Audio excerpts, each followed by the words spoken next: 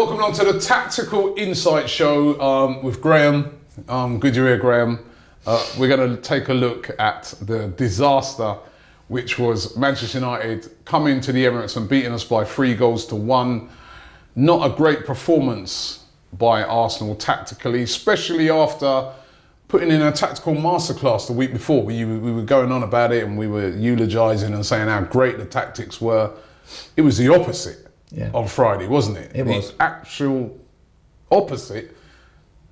No discipline, wide open again, and Manchester United, if anything, Solskjaer, everyone's just saying, oh, he's come in and he's just been a cheerleader in the dressing room. Obviously, he's doing more than that because tactically, they were excellent, weren't they? They were. He's got them playing good football, Robbie, but he's also got them disciplined off the ball. Yeah. I think we have to give him credit for that. No, of course. He's got to get credit for that, even though I've been... just before I even done this interview, this video, do you know that? I had some man in, one of my mates. He's been ringing me all weekend. I've not heard nothing from him all year, right? All last year when Mourinho was there. And he must have rung me about 8 times this weekend to talk to me about that Man United game. I mean, bloody hell, get over it. But anyway, how did they do it, Graham? Well, what I've called it, Robbie, is a lack of central midfield discipline. And that's what we were on Friday night. We were funny because most people after the game were just blaming the defence. No, it's more. You think it was you think it was the midfield? Well, it's a combination of both. Yeah. But ultimately, you could put 4 decent defenders at the back, but if you're going to be both your holding midfielders advanced, and when we lose the ball and taken out the game, it doesn't matter who the defender is.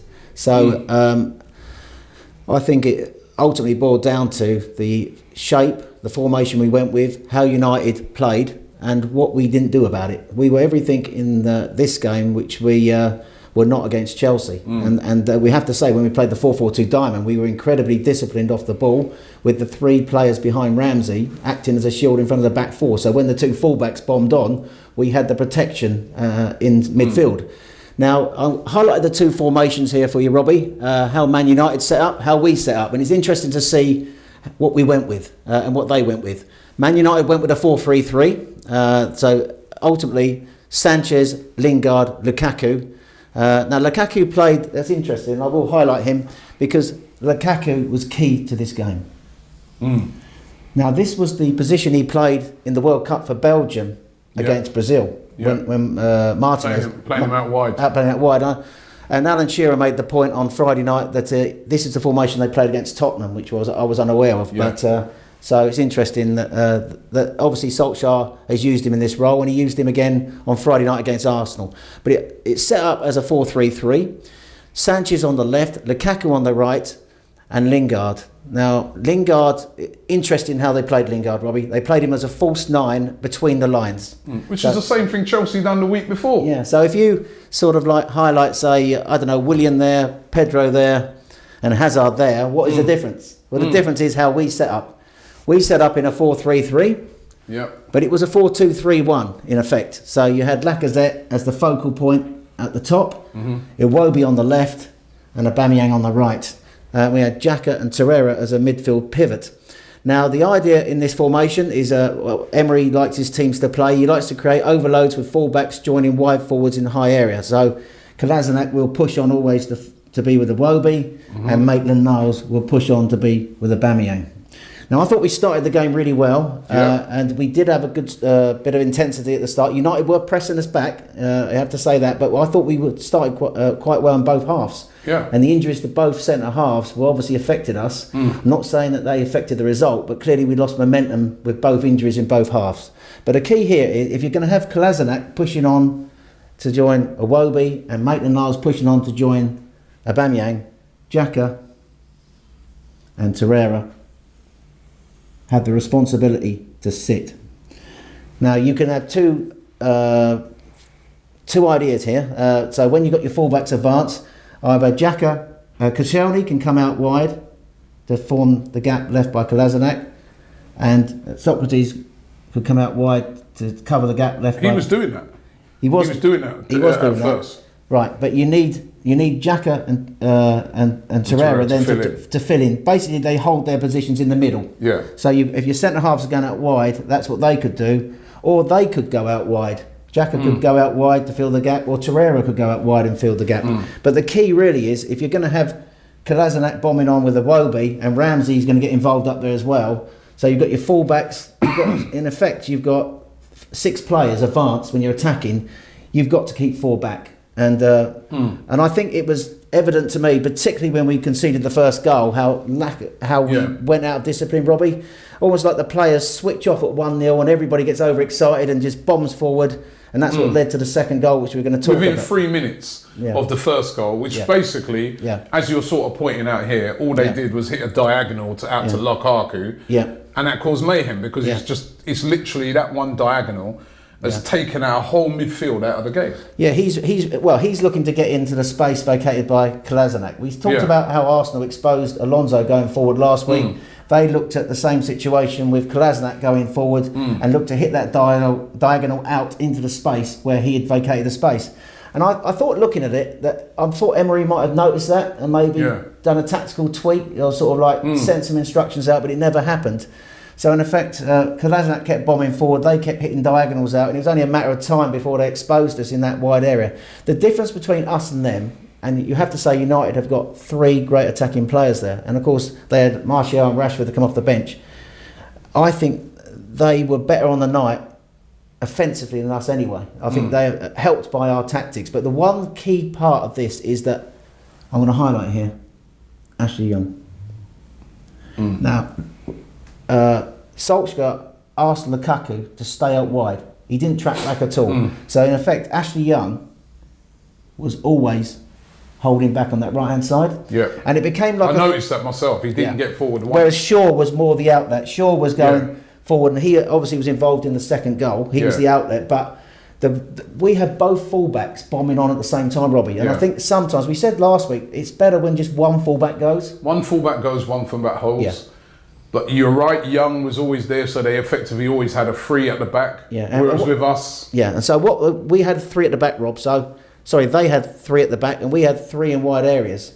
So we had like Kolasinac, Iwobi and Ramsey. And Ramsey, our best moments in the first half came out in this area. So we were always a threat in this area. Iwobi. Yeah. So Ramsey was coming out to join Iwobi. That's how we scored the goal. Yeah. And you had Herrera, Bailey and Young in that area. And then Xhaka became like a 4th person at times. So he was vacating his space to create the overload, to create 4v3. It's the thing that's quite infuriating with Xhaka.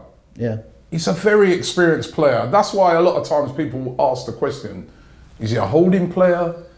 Is he a boxer? What? Because he does like to, a lot of times you find him very far forward up the pitch. Well, I see him as a deep lying central midfielder. But how many times is he deep lying? Well, he played last week. Last week he was disciplined. He was disciplined, but he played more at the base last week. In fact, I got that wrong on the show last week, and people pointed me out on that. He was more deeper than Torreira last week. But this week, when you're in a pivot 2 in that system, central midfielders have to hold their position, particularly in the first half. I mean, I could understand it if we're sort of like chasing the game late with 20 minutes to go. I mean, listen, the last goal, I know a lot of people were doing the heading about the last goal and Pogba, who I thought he was brilliant, he had a good game. And I thought they should have brought him down. Somebody should have took him out. Yeah. But listen, at that stage of the game, the 3rd goal, even though it was poor goalkeeping by Petr Cech, he just literally pushed the ball out to Martial. But we're chasing the game at that time, so I understand that. It's an FA Cup, it's all or nothing. There's hardly any time left, you're chasing it. But the second goal in particular, we've just conceded, tighten it up, shore it up. Yeah, I highlight the first goal first of all, and I have to say I thought it was a good movement by Man United, which started with Young playing it out on the right hand side. And I have to say Lukaku played a really smart ball to Sanchez, who made a really good run across. So Lukaku's came in here, received the ball inside and played it through, and Sanchez has made a run in behind the defence. But I have to ask questions about Koscielny on both the first 2 goals. And I know Claude made the point, and it's probably a good point that Claude made, that Koscielny... What about him being finished? Well, I wouldn't say he's finished, but I think he made poor decision making for both goals. He pushed out, decided to take the gamble and come out, and Sanchez run through. But on the second goal I'm going to highlight at the moment, he has a decision to make. Does he defend the space, or does he try and play offside or push forward. He decided again to push forward, and we were already playing a high line, and that left the space in behind. So Koscielny, with Socrates next to him, probably was better, but without Socrates next to him, and I think that's points been made by other people, that next to Mustafi, that was a combination that they were able to unpick quite easily. And what I'll do is I'm going to highlight the second goal now, so I'm going to start rubbing out a few things. And this is the key here to the second goal. And the key, first of all, is Ashley Shaw in this movement. So I'm going to rub out Lindelof, Bailey, and Young. And I'm going to leave Lingard, Lukaku out wide, Sanchez, because in effect what they created was a 3v2. Right, Pogba. Because what happened was we were attacking, and Lacazette was running through, and you had a position centrally where he tried to play it through, it got blocked and fell to Shaw. And then what Shaw does, he runs right across the middle here. Now, and that's towards the centre line. And then you've got sort of like, for Arsenal, you had Mustafi, only Mustafi, and I think Lee Judge has made a brilliant point on your interview on Friday night. You had Mustafi and you had Koscielny. And Lingard is going to run through here. There's Lingard, but he was back here, and he's going to run through there. And Shaw makes a run right across the centre of the pitch, and then he plays it out to Lukaku. Now Koscielny, who originally stepped up, is then rushing back. Mustafi's coming back, and they've got a 3v2 situation, which is absolutely criminal for a professional football team. Terrible. A 3v2 situation. You've got Kolasinac trying to get back in the middle, and he does come back as it goes into the net. But at that stage, when Lukaku's got the ball out there, you've got Koscielny having to go out to him, and you've got Lingard and Sanchez, and Mustafi's got two to cover. And what Lingard does very cleverly, he peels back to the edge, receive the ball from Lukaku, and it sits up really nicely. It's a lovely finish pass, check into the corner. Absolutely. Should Czech have done better? No. It was a good... it should have done better with the third goal, but not the second goal. But that was really terrible defending. Terrible. And it's the team. It's the team. It's a lack of central midfield discipline. So where were Xhaka and Torreira when this movement was going on? There was central midfield was absolutely nowhere. It's the problem with this team, because by this time Socrates had gone off. It's the problem with this team leadership, that there's nobody there organising. So like when Kolasinac bombs forward, there's nobody saying, yo, stay there, wait. Well, I saw Young a couple of times like saying to players, get back in position. I don't see that a lot at Arsenal. No. I can't pinpoint any player. The only player I can pinpoint that I see doing that sometimes is Socrates. Yeah. And he was off the pitch by this stage. But I can't pinpoint a player that's like saying to players, get back over there, stay there, don't go yet, hold. You just don't see it. I think the George... It's a lack of leadership, isn't it? Again, Lee Judges made a very good point over the weekend on Tom Canton's Laguna Talk about the fact that George Graham used to drill the back four. Yeah. And I've seen interviews with Lee Dixon where he said that if he went and he shouldn't have gone, Tony Adams was straight in his ear. Yeah. You get effing back here. He would, it's a lack of leadership, isn't it? They were friends off the pitch, these Arsenal players. Yeah. Ray Parlour, Tony Adams' best mate. Ray Parlour wasn't doing his job. Tony Adams, that leadership quality to say to him, he dug him out on the pitch, and I think that's true. I think there is an element of that, but this is the way Emery wants to play, isn't it? He wants to create overloads with fullbacks joining wide forward. So but I'm sure Emery's saying to these two that when that happens, you two have got to hold your discipline. I'm sure when they're doing their video analysis over the weekend, he must have been tearing into these two, in particular Xhaka. Torreira's quite a new player, right? So he's still learning, even though we think he holding midfielder and that, but he's still learning the Premier League. Xhaka has been here for a while. Tends to be a player that really does lack discipline. And you'd expect him by now to be a leader. You'd expect Koscielny to be a leader. They're not. Neither of them. They are not leaders. No. And I tend to feel that this is one of the big problems. We're always blaming centre-halves and defenders. We need better, which I think we do. But like somebody pointed out to me, really resonated with me, stayed in my head the whole of the time I was doing the interviews. They were like, Ashley Young, he's not even a proper right back. He's a guy who used to play as a winger, has been converted into a right back, but he's a disciplined guy. He knows how to play the position now. He knows how, like you're saying, when to hold and when to go. He's disciplined as a defender. I think Our guys are not. Yeah, but I think it goes a bit wider than that. Yes, you're absolutely right. But he had Herrera doing a lot of work in those wide areas. Yeah. So it's not just about one defender being disciplined, it's about the team being disciplined. And I think that we never had it under Wenger. And I think what we had under Wenger is still very much in this team, this sort of like unaccountability off the ball. And I think when you go a goal behind, the players, it's almost like the players' brains become scrambled like a boxer who's been punched about 10 times, Robbie. You know, and then they all just go for it without realising their responsibilities out of possession. And Man United clearly had a game plan to hit us out of possession, using Lukaku as the outlet in behind Kolasinac. As I say, I thought Emery might have sort of like looked at that and see what they were trying to do. Yeah. And I have to say that maybe, you know, he might have done something, but he didn't, because he likes these overloads with wide forwards. Problem is as well, we've got nothing on the bench at the moment, have we? I mean, attacking wise, yes, he brought Ozil on. Didn't really, you know, some nice little passes around the box, but we couldn't penetrate him by that stage. There's no, I think this is where we miss a Welbeck as well, isn't it? Yeah, There's nobody who can come on and stretch them. All the players that came on, Guendouzi, Ozil, they're good passers, good technicians, but there was nobody who could pick up that ball and drive or hit a ball behind and take them out of their formation. They were just very disciplined, United, stayed in shape, and in the end, won it pretty easily. Well, they did, and they deserved their victory on the night. I have to say they were more disciplined than us. The manager obviously set them up well, and they kept the game plan. And they have got some good players. Whatever you think, the questions have to be asked where these players have been all season. They've got top players. I mean, they bring in guys like Rashford and Martial off the bench. It shows you how good a team they've had, which is, I've been arguing with United fans all season and saying, listen, it's your manager, your team. You've got unbelievable players. You should be challenging for the league. Yeah. We need to get better players in. I think, really looking at this was a lesson for us against big teams. This game, I think we should have kept it tighter. I know I'm talking in hindsight, and people say it's easy to say in hindsight, but we had a system and a formula against Chelsea that worked. And we talked about they had no forward, but they played their centre forward out wide right, and they played. If you know Lingard, who's like a number 10 or whatever you want to call him, he played as a false 9. So if you know against Cardiff, you can play this, isn't it? And you can make two wingers bomb on and that. I mean, but against the better teams, he did switch to a 4-4-2 second half when Guendouzi and Ozil came on 4-4-2, but it was too late. So I would say in hindsight, and it is in hindsight, we had a system that worked. We can't trust these players. And if you're going to have Kolasinac and Maitland-Niles bombing on all the time, I think you need that 4-4-2 shape with Ramsey at the tip of the diamond, and you keep the three holding midfielders back, certainly against the top sides, as you say, even at home. What are we going to do about Man City?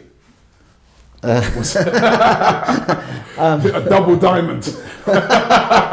Well, one game at a time. I think it's Cardiff first, and to be honest with you, we can't take Cardiff lightly, Robbie. No, of course not. And I don't. And they'll be fresh as well. They didn't have an FA Cup game. Yeah, so they'll be fresh for that game, and they'll be really, you know, they got a lot to fight for because they're trying to stay up. I think they'll be very defensive. Yeah, it's not going to be, you know, like they're not going to be. But again, they're going to be like Man United, trying to catch us on the counter attack. And they hit us on the counter attack a couple of times down at Cardiff. We beat them 3-2, and they caused problems with. Did balls. A similar thing where they were hitting diagonals all the time. Diagonals and balls in the air. Yeah.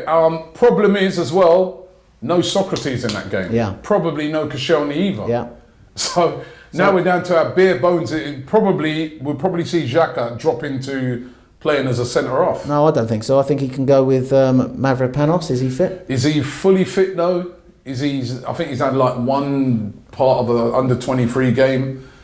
I don't know. I can see Xhaka dropping into that position. The problem you've got, if you move Xhaka back into the centre-half position, it takes away what he gives the team there, the build-up play.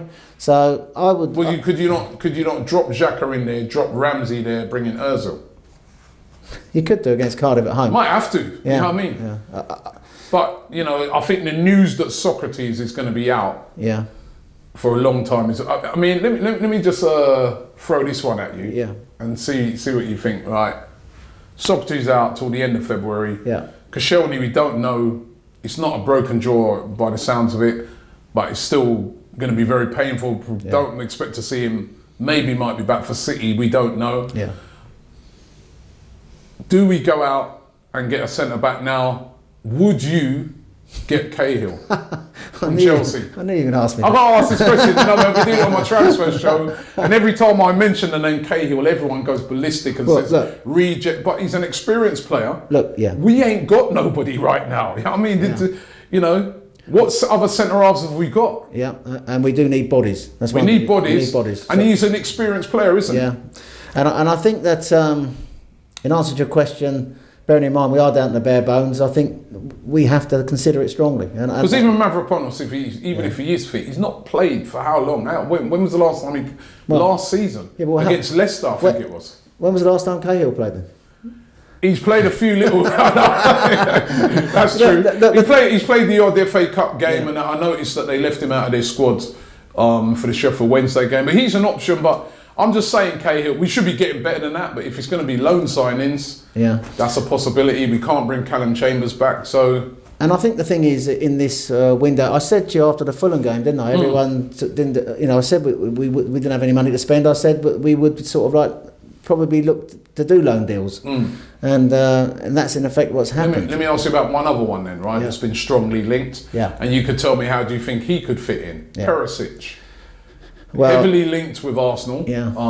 He wants to come to Arsenal, whether it will happen or not. We won't know. Don't they want to sell him? Right. They want to sell him. We want loans. Everybody wants to sell their players. We want to loan them all. But if he did come, do you think that would be a major?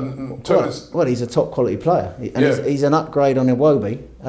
Now I think that people obviously don't want Perisic because they're looking at his age. Yeah. And I think what people have to understand is 30 in February, isn't it? I think we are developing a team of 29-year-olds, and with no sign-on value. But I think the thing is, we need like a short-term fix to get us back in the Champions League. I think people have to understand that. So I would say, as much as we are where we are because of Gazidis and Wenger allow players to run down their contracts. We're paying over-the-top wages for average players, but the only way to get that remedied really is to get back in the Champions League. The only way we're going to get back in the Champions League is by buying players if they're top quality, even if they are 29. So in the short term, you can look around. You know what? You look around at the moment, right? And there's a lot of players of that sort of age group, right? 29, 30, that are still playing at a very, very high level. You know, you only got to look at Cristiano Ronaldo. You know, you can look at a whole host of players, you know, across Europe that are that sort of age. Sometimes those players are good players to buy because they come in, they hit the ground running, they're very experienced, and they're still top quality players who've been there, done that. Sometimes. And I think my son Cameron made a really good point actually to me over the weekend. It's all about short-term fix to get back in the Champions League. If we could get in players like Perisic, maybe even Cahill, and if we can get back in the Champions League, then we can go out and buy the younger players. Being back in the Champions League will attract younger players to your project. All the time we stay out of the Champions League, we're not going to attract top talent, are we? So players like Perisic, who are obviously coming to the last part of their career, who haven't played in England, might fancy that move. And I think if, as much as it probably goes against the grain that we need younger players with sell-on value, we need to get back in the Champions League either this year or next year. So, and I think that's the remit that Emery's been given by the new regime, to get us back in the Champions League within 2 years. And I think it's going to have to be a short-term fix by maybe taking experienced quality players, even if they are 29 like Perisic, to actually improve the team. He's clearly, we've seen with Socrates, he's that sort of age, he's coming, you can see the different experienced guy, bit of leadership. We do need more players like that. The one thing about Iwobi has been a good player this season for us, he lacks that end product. Now Perisic in that World Cup, you only have to see his end product. So he would give and us... And Iwobi could learn off of that. And Iwobi's clearly got a future at Arsenal. He will still play. I think that when we go to Man City, and answer your question, and certainly when we play top sides, I think we need to go back to this, certainly a diamond midfield four, with the three defensive midfielders. As simple as that. So, because if Ramsey, give Ramsey the licence, or Ozil the licence to play forward with Lacazette and Aubameyang. And the one thing on Saturday, with Aubameyang there... and not close. Aubameyang against Chelsea was over here, wasn't he? And Lacazette was in the channels, and they were sort of more of a two combining. With Aubameyang out wide, you don't get the same value out of Aubameyang. And I think Lacazette, albeit the focal point, I think they play well off each other, and in this system it doesn't seem to be so effective. So I would like to see Aubameyang maybe go back next to Lacazette and go back to that 4-4-2 at Man City. Might even consider playing a 4-5-1. I've got the formation for you, Robbie, Man City 10-1. But Robbie, 10 men behind the ball, but Man United, and the keeper. but Man United in the second half, they went 4-5-1. Yeah. And they had everybody defensively working hard in a shape, in a 4-5-1 shape. And they had that shape. And it's all, the football's all about shape. We talked about bad defensive mistakes by Koscielny, but he should never been put in that position where he had to make that call if we had the players in the right shape. And I think this is why he lost this game. Xhaka and Torreira weren't disciplined. I've called it a lack of central midfield discipline. And on that, said they're United more disciplined, Robbie. Yeah.